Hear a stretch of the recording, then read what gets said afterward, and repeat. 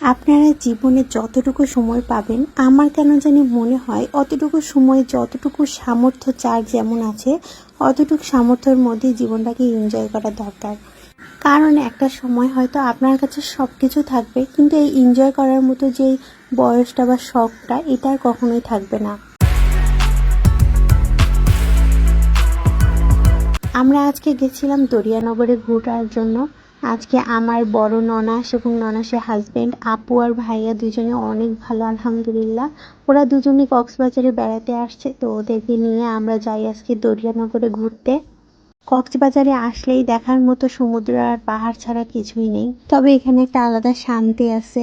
অনেক ভালো লাগে আপনারা যখন সারাদিন ক্লান্তি রোদ গরম থেকে পাহাড়ের মধ্যে যাবেন, এত শান্তি একটা বাতাস আসে, প্রাকৃতিক বাতাসের মতো জীবনও হবে না।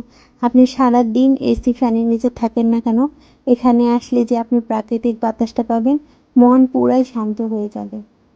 খুব সুন্দর পাহাড় কেটে কেটে রাস্তা বানিয়েছে। ভাইয়া আর আপুকে সামনে দিয়ে আমরা পিছনে পিছনে যাচ্ছিলাম। ওরাও অনেক বেশি এনজয় করছিল, আমরাও অনেক বেশি এনজয় করছিলাম। পাহাড়ে উঠতে অনেক বেশি কষ্ট, কিন্তু তারপরে অনেক বেশি শান্তি। জায়গাটা এত বেশি সুন্দর, আপনারা আসলে অবশ্যই অবশ্যই দরিয়ানগরে তো ঘুরবেনই। আমার কেন জানি হিমছড়ি থেকে আমার কাছে দরিয়ানগর অনেক বেশি ভালো লেগেছে।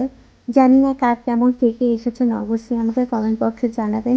দরিয়ানগরে কে কে বেড়াতে এসেছে। আমার না ঘুরতে যাওয়ার জন্য একা একা ভালো লাগে না। আমার সবসময় কেন জানি মনে হয় যে অনেক বড় একটা টিম নিয়ে ঘুরবো ফিরবো, কিন্তু আজকে ভাইয়া আপু আমি আর আমার হাজব্যান্ড সবাই মিলে একসঙ্গে ঘুরছি।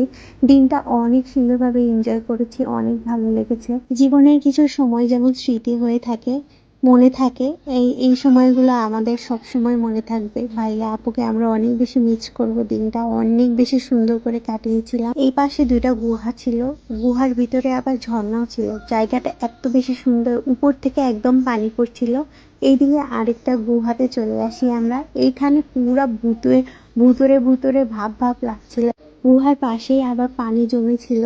মানে পুরা যে পাহাড়টা ছিল, পুরা পাহাড়ের গা দিয়ে পানি চোয়াচ্ছিল।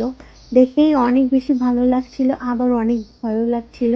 ভিতরটাতে পুরা মনে হচ্ছে একটা এসি, ঢোকার সঙ্গে সঙ্গে এসি যেরকম একটা ধাক্কা দিয়ে বাতাস লাগে ঠান্ডা, ওরকম পুরো একদম ঠান্ডা একটা ধাক্কা দিয়ে বাতাস লাগছিল।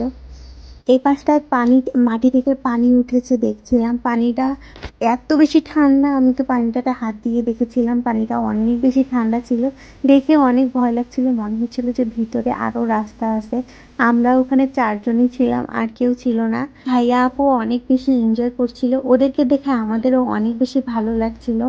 দরিয়ানগরের যত বড় এরিয়া নিয়ে করেছে, পুরা চারদিকে শুধু সুন্দর আর সুন্দর। যেদিকেই তাকাবেন সেদিকেই ভালো লাগবে। আমার অনেক বেশি ভালো লেগেছে। এদিকে এরা বাবা ছেলেও অনেক বেশি আনন্দ করছিল, অনেক বেশি এনজয় করছিল। আমার সঙ্গে এদের কোনো কিছু নাই, ওরা ওরা দুজন অনেক বেশি এনজয় করে। জীবনের সুন্দর সুন্দর মুহূর্তগুলো যেন সবসময় থেকে যায়, সুন্দর সুন্দর মুহূর্তগুলো যেন সবসময় আসে, এই দোয়াই করবেন আমার জন্য সবাই অবশ্যই।